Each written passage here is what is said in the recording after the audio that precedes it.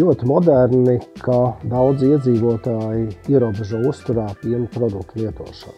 Nevienmēr tas ir pamatot, ir situācijas, kad tas ir noteikti mērķtiecīgi, ir situācijas, kad īstam pamatojumu milzīgi lielu nav.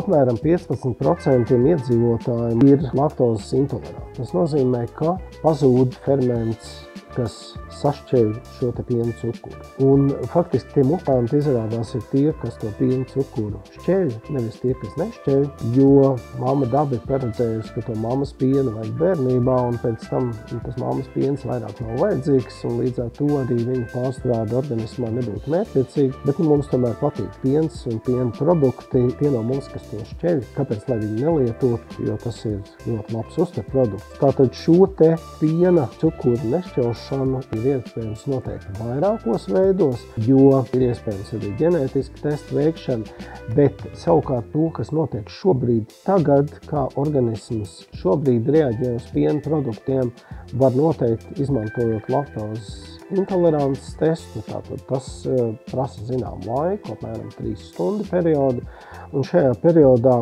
mēs iedodam cilvēkam laktozi, un sekojam, kas notiek izelpas gaisā. Un, ja izelpas gaisā mēs novērojam šo gāzu satura izmaiņas pieaugumu, tajā gadījumā mēs varam spriest par to, ka cilvēks nešķeļ laktozi un ka viņa vietā to sašķeļ zarnu baktērijas. Ja gadījumā notiek nešķelšana, tajā gadījumā ir iespējams arī uzturā pievienot papildus medikamentu veidā fermentus, un arī tad cilvēks pārsvarā var lietot šos piena produktus.